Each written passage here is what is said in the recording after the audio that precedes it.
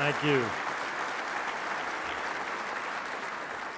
Thank you very much. I don't know that I've seen that video before. That's a really, really nice introduction. And some of those things I had forgotten about, leading the team in interceptions. I think I had a bet with Donnie Shell that year that I was going to have a couple more than he did, and it turned out pretty well. But that was fun watching that, and it's been fun being here. Just had a great time, great hospitality, and I want to thank Touchdown Club for the invitation, and thank you guys for being so warm and so welcoming. I don't get to Charlotte all that often, and it's a very, very small world. Today got to see some guys who had competed against me, some guys who had played for me. Tommy Barnhart's here, played for me in Tampa. Bill Polian, my boss in Indy, and the superintendent said, you know, his wife had my mom for 10th grade English. So it just really is a small, small world, and really was just a fun time for me today. As I said, I don't get here all that often. I used to come early on and visit Bobby and Tess Jones, good friends of mine when Bobby was playing for the 76ers, wonderful people, and I think they kind of introduced me to Charlotte. And I really grew to like it. My wife did too. And in the early 90s, when you guys got the Panthers, I remember thinking, man, it'd be wonderful to come here and coach. What a place to come and work. And unfortunately, it didn't quite work out that way. You know, didn't quite work out that way. I was really disappointed, but I didn't know Bill Polian had a master plan. He didn't hire me then. He was waiting until he went to Indianapolis and then hired me later on. But I ended up going to Tampa, and we came here a couple times. And they weren't pretty visits at that time. The Panthers were doing really well under Dom Capers, and they actually pounded us into the ground a couple times out here that I remember. So I had some kind of not so nice memories about Charlotte, and kind of avoided here for a while after we had a couple of those beat downs. But coming back here, visiting with you today, I'm going to Johnson C. Smith from here with Donnie Shell. He's got a great ministry over there, and I am trying to cut back on the amount of times that I travel and the amount of times I speak, but just to be here, to be part of this and be part of what Donnie's doing today is just special. So I wanted to come back and help out, and excited to be here. People ask me now that I'm not coaching, what exactly do you do? And I am involved in quite a few ministries, as Donnie pointed out. Work with All Pro Dads, which is a fatherhood group that we try to encourage men to get closer to their families. I work with a prison ministry in Tampa. My wife and I have a family foundation. We do a lot of reading to elementary school children and preschool children, and try to encourage that. So I'm having fun, but I didn't want to step out away from sports totally. And thanks to NBC, I haven't had to. I work for them during the fall, and we're hoping that we have Sunday night football again, so I can stay employed. But they have allowed me to keep my hand in sports, which has been something great for me in the past 40 years. Football has given me a lot of great memories from the time I was a high school player, going to the University of Minnesota, then going to the Steelers, and then coaching for 28 years. Just some tremendous, tremendous memories. And football really was some special times for me. Just the camaraderie, the sacrifice, the hard work, the things that you have to do to achieve success. I learned a lot of lessons in my life from sports. And one of the things that I was able to do after leaving was to write a couple of books and talk about some of those lessons. Right after the 2006 season, after we won the Super Bowl, some people approached me about writing a memoir, and wrote Quiet Strength, and it went to the top of the New York Times chart, mainly due to the popularity of football. But I do have to admit, I did cheat a little bit in that book to get it to the top of the charts. In the middle section, you can put pictures. So I put a big full-page picture of Peyton Manning in there. And I knew there'd be like 500,000 women that would just buy the book just to get the picture of Peyton. So that book did quite well, and after that, and it was successful, they asked me to do another one. So Nathan Whitaker and I wrote a book called Uncommon, and that was a special book in my heart because it was written mainly to high school boys, but the title of the book came from really two sources. The first source was my college coach, a guy by the name of Cal Stahl. And I remember the very, very first meeting that we had as freshmen in 1973. Coach Stahl was up in front of us just like this, and he talked about what he wanted to do. He talked about winning a Big Ten championship, winning a national championship, and he said it's not going to be easy. He said, as a matter of fact, it's going to be very difficult. Very few people accomplish their goals in life. He said, success is uncommon, therefore not to be enjoyed by the common man. And that was the first time it really hit me because you're coming through elementary school, junior high, high school, and success comes fairly easy. It did for me. We were on good teams, and I had a good bunch of guys I was with, and I just assumed you were always going to be successful. And Coach made the point that not everybody who's on scholarship, not everybody's going to get to play. There's 9 other teams in the Big Ten. They all want to win the championship. Every year, 9 of them aren't going to win it. Only one's going to win it. And it takes some special, uncommon people. And he said that's what he was looking for.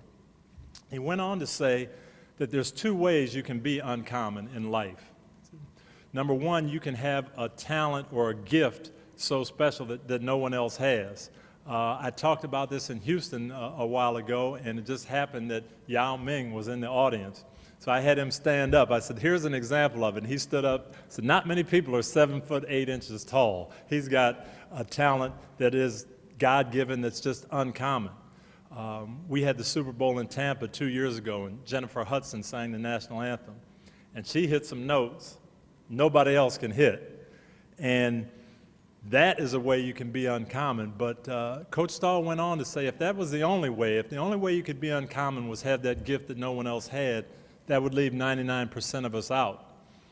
But he said the real uncommon people I'm looking for are the people who will do the things that the common people could do, but most people won't. They've got the drive, the tenacity, the desire to do things that everybody else could, but most people say, that's a little too difficult. I don't know if I want to go that far. And to be honest, that's what makes champions. That's what you win with. Whether it's football, whether it's business, whether it's life, that person who's willing to go the extra mile. Peyton Manning was our quarterback in Indianapolis, the best player I've ever been around. People ask me all the time, what makes Peyton Manning special? I'll give you one story from my last year. In Indianapolis. About this time of year, we had drafted a young receiver from Ohio State, Anthony Gonzalez, first-round draft pick. Ohio State has the quarter system, so he wasn't out of school until the end of June. Normally, this is the time of year, May and June, where you get a lot of work done. We have the off-season program, and you build your team at this time of year. Well, Anthony couldn't come because he was still in school. Peyton Manning, unknown to anybody else outside our organization, 2 days a week would get in his car, drive from Indianapolis, Indiana to Columbus, Ohio, 3 hours, throw balls for an hour and a half to Anthony Gonzalez, explain the offense to him, get him ready, answer his questions, drive back to Indiana. 7.5 hours, 2 days a week to help a young rookie get ready. That's uncommon.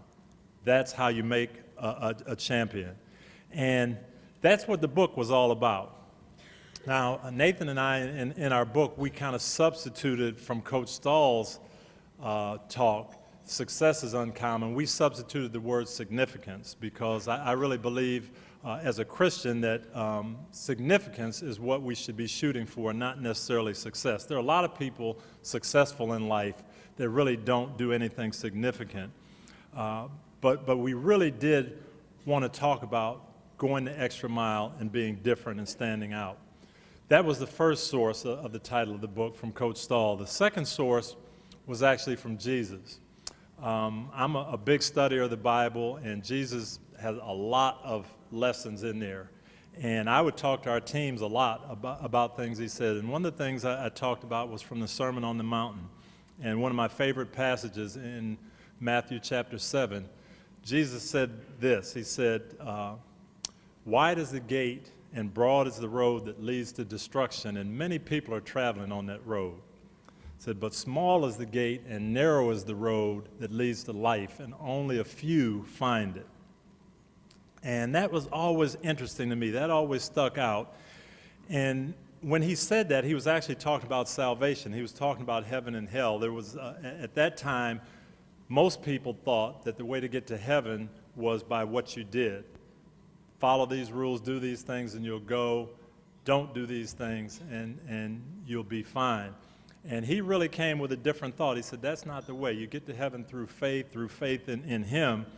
And most of the people who were the leading priests and the teachers of the law at that time, they didn't buy into it. They didn't go along with it. So what he was saying wasn't really that popular.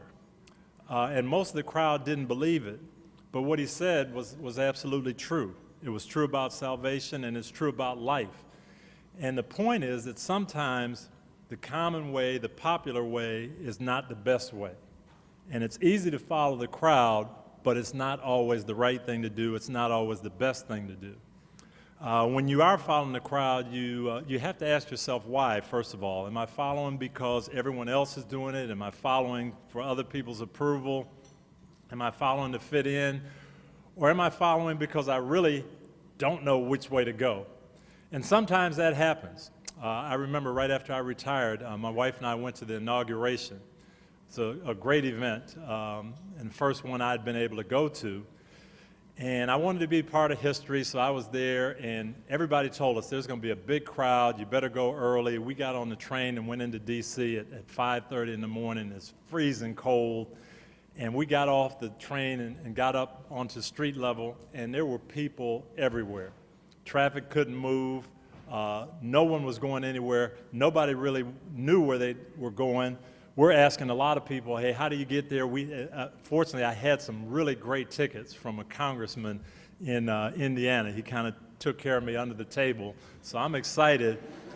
I was like, how do we get here? We're asking policemen, and nobody can go. Traffic's not going anywhere, and they said, hey, I don't know what to tell you. Just there's the Capitol. Try to get there.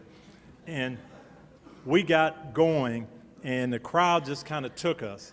And so we're kind of bundled up going and getting there, and it said, hey, at least we're making progress. And then we could see the light. It started to get more daylight, and we're getting close. And after about 45 minutes, we're maybe from here to the exit doors, and it took us another 10 minutes to get there, and we got right to the gate, and I could kind of see the stage and everything.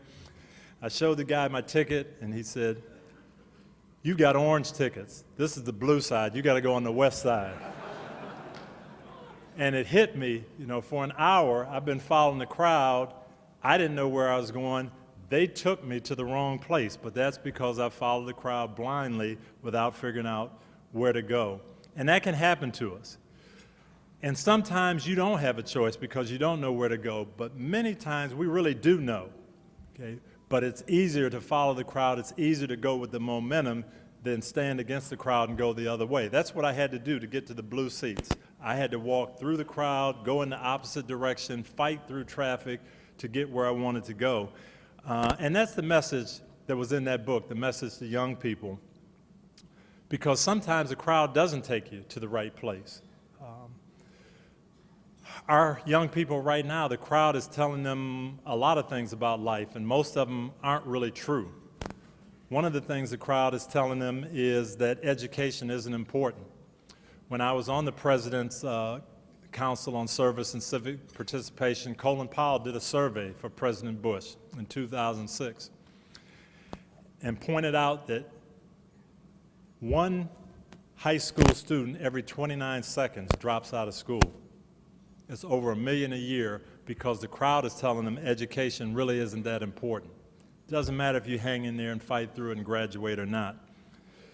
Right now in our 50 largest cities, right on the borderline, 50% of our public school students are graduating. because they're getting that message that it's not really that important. That's what the crowd's telling them. But the crowd isn't telling them the other side of the story. The crowd doesn't tell them that high school dropouts make an average of $9,000 a year less than high school graduates. I work in the prison rehabilitation. The crowd doesn't tell them that high school dropouts are 3 times more likely to end up incarcerated than high school graduates. So we're not getting the full message. We're not getting the total message. One other thing that the crowd is telling our young people is drugs and alcohol. It's okay. Experiment. It's no big deal. Everybody does it a little bit. That same survey, Colin Powell told President Bush that in 2006, 50% of our high school seniors said they had been drunk at least one time in their life. Okay? And we can say, you know, hey, that could happen. I remember, hey, I tried it once when I was in high school. Maybe I had a little bit too much to drink, so I could see that that could happen. He also said that 20% of our 8th graders said they had been drunk at least one time.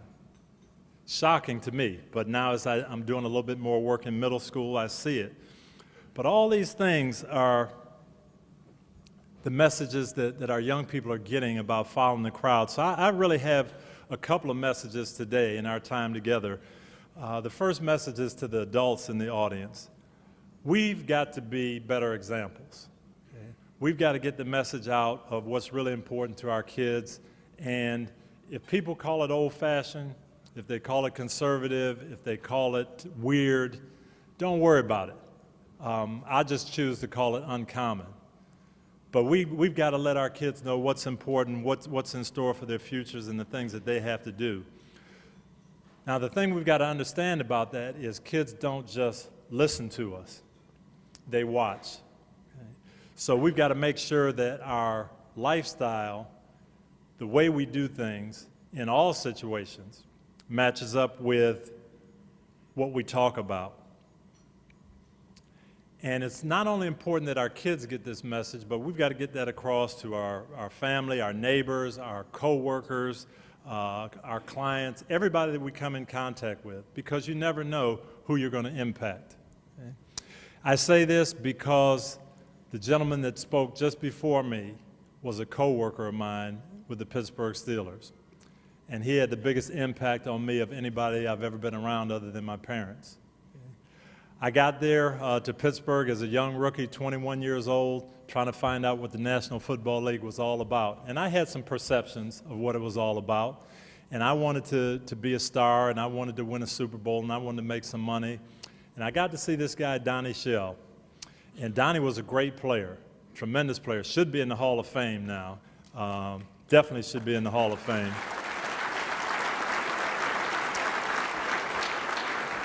And so I watched him. I was changing positions. I was an offensive player, a quarterback in high school and college. I got there, and now I'm going to be a safety man. And so I'm going to watch this guy who's the best. And I watched everything about him, and I learned a lot. I learned a lot about football, but I learned a lot about life. First thing I noticed was Donnie drove a Volvo station wagon. And I said, you know, I didn't think that's what NFL players drove. I was looking for the Cadillac, looking for the Mercedes, and Donnie had a family. He had young kids, he had a wife, and the Volvo station wagon was the most economical, best vehicle he could get. And he didn't care what everybody else was driving, okay, because that was what was best for him. And that was one of the things I learned right away from him. Don't worry about what everybody else is doing. Don't worry about what everybody else talks like. Don't worry about what everybody else is doing. Do what's best for you and what's best for your family. Donnie also talked to me about the Lord. And I had grown up, heard the gospel, accepted Christ when I was very little, but like a lot of boys, I was into sports, and that's what I wanted to do. And from the time I was in junior high, I was football, and that was okay. But he showed me that there was more to life than that, and how you live and how you do things was much more important than what you did. And he taught me a lot. My second year, going into my second year, I got sick right before training camp, got mononucleosis and couldn't practice, couldn't even work out for a month. And a month in a football player's life is eternity. So I'm up in the dorm, he and I are roommates, and every day I'm just kind of pouting, and guys are practicing, and the guys are looking better out there, and some of the rookies look like they're going to take my spot, and now I'm really getting frustrated. The doctors won't let me practice. And Donnie could see that I was getting down, and he said, you know what, I think what's happening is the Lord is trying to see where your heart is. He's trying to see if football and your career is more important to you than following what he's got in mind. And when he told me that, I really had to stop and think about it. And after a day or two, I said, you know what, Donnie, I think you're right. I think football is more important to me, and I've got to make a change. And he and I talked, and we prayed that night, and I said, you know what, whether I can play again or not, whether I end up having a long career in the NFL, whether I end up going into the regular job market, I want to make sure that I'm honoring the Lord in whatever I do. And from that day on, that was really my mindset, and that's what I wanted to do. And I owed it to the fact that I saw one guy, and we had more than one, but that was the guy that I was focused on, who went against the grain. He went against the norm of what the National Football League was, and he reached out to a young guy and showed me how to do things. And that's when I realized that what I did in life wasn't as important as how I did it and why I did it. That was a real important message to me, and that's what I've always tried to get across to my players and now to the people that I talk to when I'm going out speaking. I mentioned that I would have loved to have had the Panthers job when it opened up in 1995, but it didn't work out. I was an assistant with the Minnesota Vikings at the time, and not only the Panthers, but a lot of people at that time felt that I was a little too soft-spoken, that I wasn't tough enough or hard enough on the players in their mind, that I wouldn't get in guys' face and curse at them. I actually had an interview with a National Football League owner, and I won't mention who it was, but he asked me that question: how in the world are you going to get these big, mean, tough guys to fall in line if you're not going to yell at them? And I said, you know, I've been coaching a long time. I've been an assistant. I've never been a head coach. I've never had the whole team under me. But if you just look at my defenses, I think we played pretty hard, but played pretty aggressive, and we didn't have many penalties, and we didn't have many bad character guys, and we always seemed to get the job done. And I haven't been raising my voice much in the last 15 years, but I believe I can do it for you. And he didn't buy into that. You know, he said, I like everything about you, but that's the one thing I really can't see that working. Well, I didn't get that job, but a couple of years later, I ended up getting the Bucs job, and I got to play against that team a few times. And we did beat them a few times.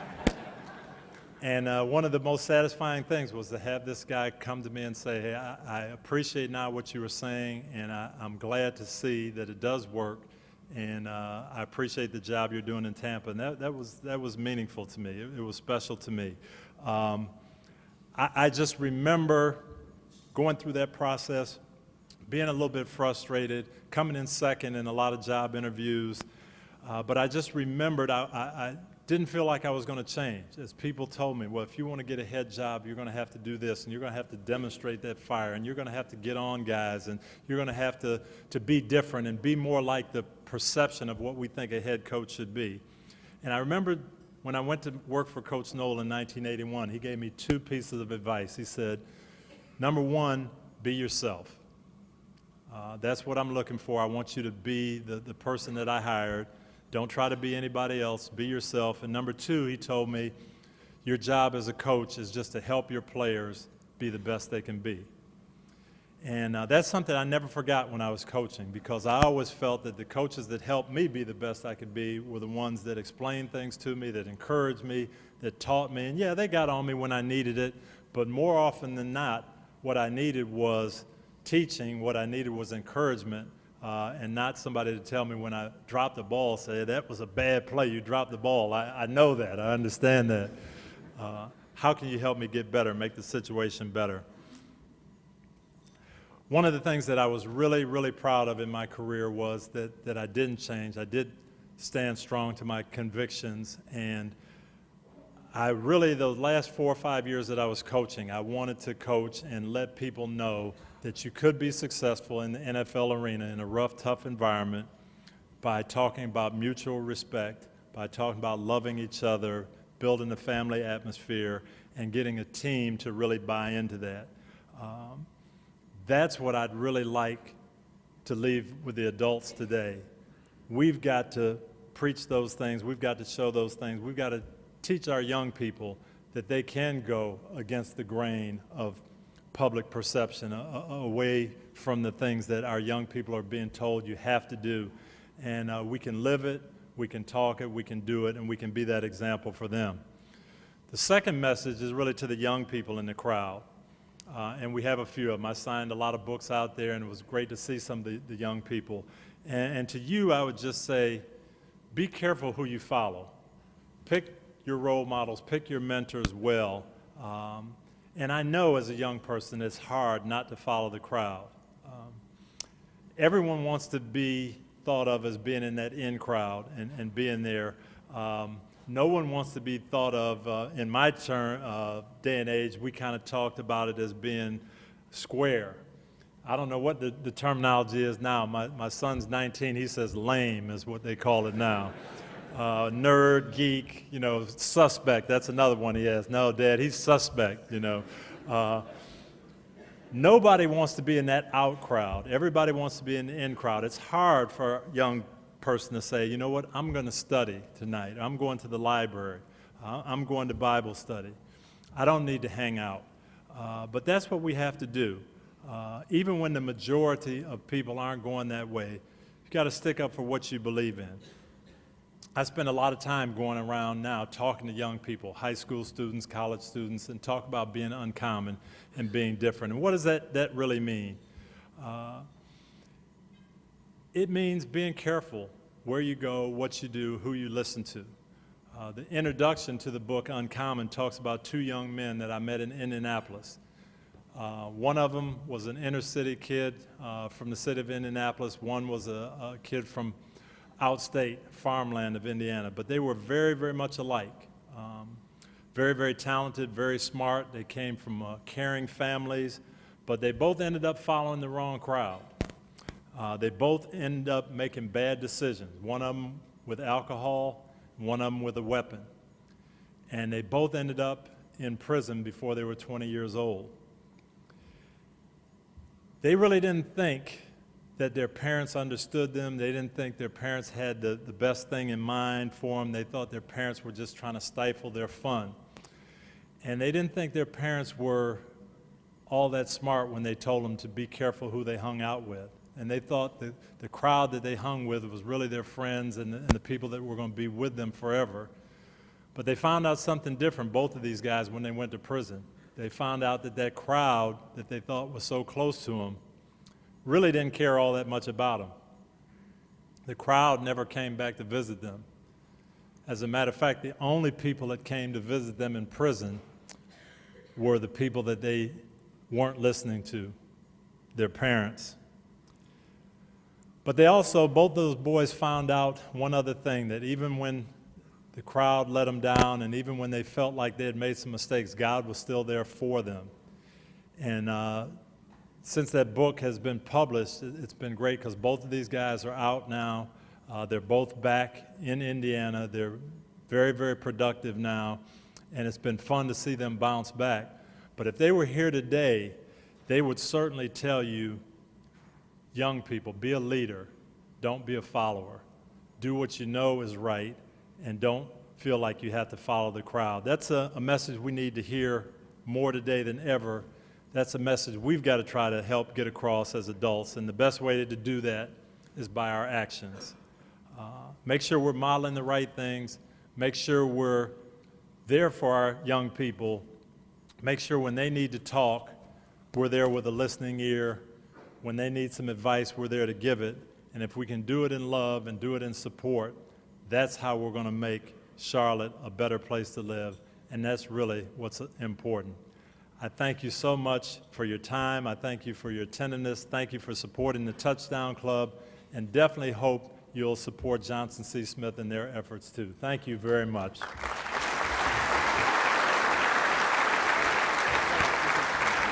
Tony Dungy. Are we taking a question? Do you have time or do you need to go? Sure can. I think we can take a few. We've got actually a few minutes Tony still has with us that we didn't think we have, so we could actually do a question or two if you have time to hang out with us. So Tony has time for just a few short questions before he heads on to his next appointment. So just raise your hand. Although everybody said they needed to get back to work, right? They're not going to work, Tony. If you can stay. If you have to go, I understand. Anyone have a question for Tony Dungy? Yes, sir. Right here.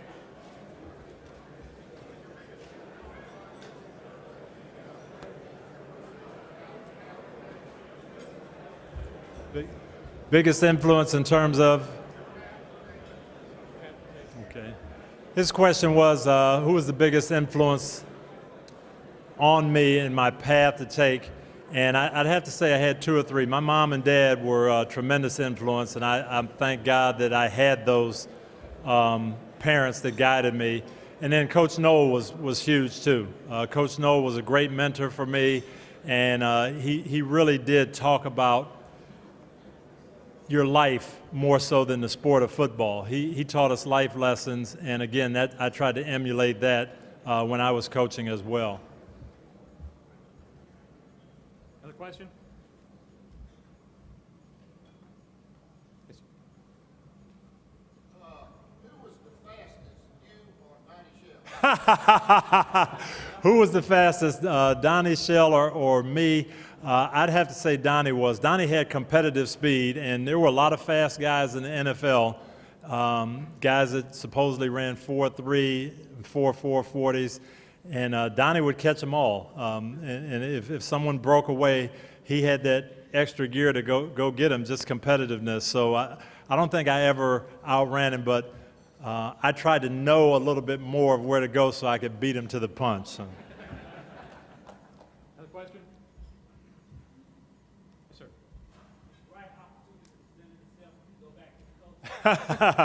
Well, if the right opportunity presented itself, would I go back into coaching?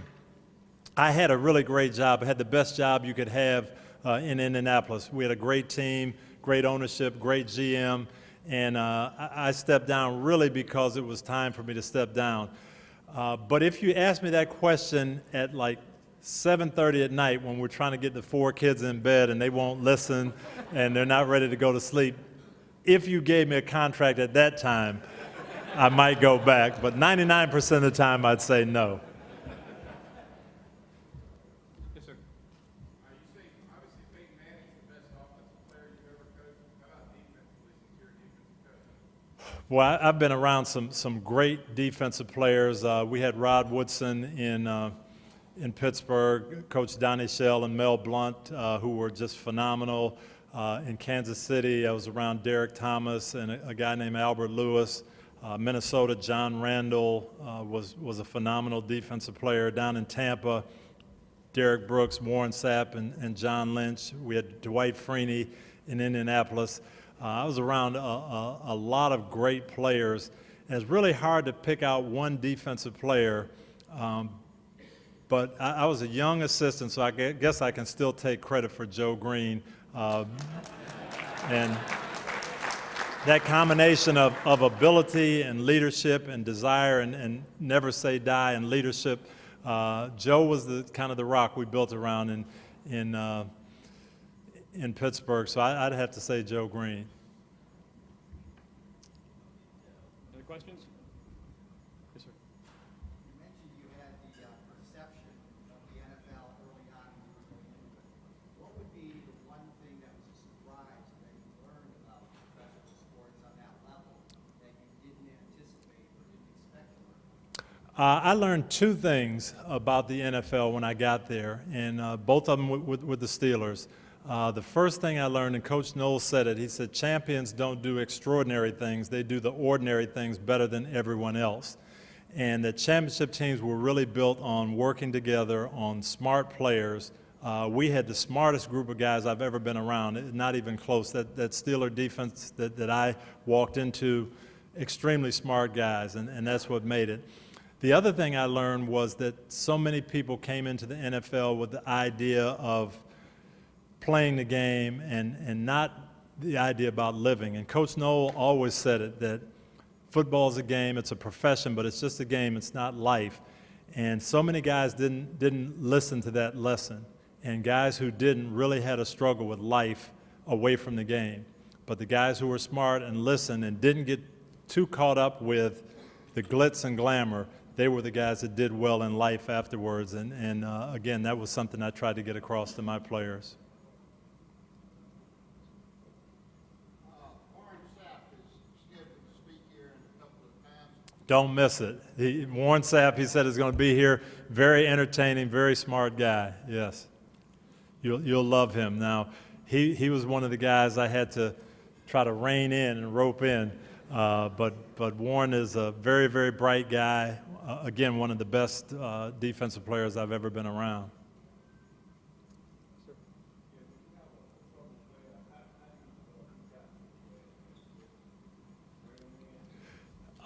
When I was coaching, yeah, I thought that was part of my job too, is to try to help guys off the field as well and talk to them about personal things.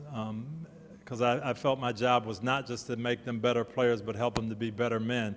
Now that I'm not coaching, if guys are interested, I don't really call people and say I can help you, because I think guys have to want help. But my phone is always available, my door's open, and people like Mike Vick who have called and said, hey, I'd like to talk to you, I'm always open. But I always feel like it's best when they realize they need it and they make the first step. We'll do one more question. What's your thoughts on the lockout? What's my thoughts on the lockout? Well, I'm very confident that they'll get it settled. I'm hopeful that we get back to work sooner rather than later. I think the NFL is the greatest game in the country right now, at the height of the popularity. People are excited about it. Players want to play. The owners want to put a good product out there. They just have to get together. Unfortunately, it's probably going to be 11th hour. It'll take a crisis situation, but I think we'll get it going, and we'll be back, and we'll all be enjoying football in the fall, probably after some more ups and downs. But I think it'll get settled because you've got good people on both sides. Thank you, Tony. Thank you very much.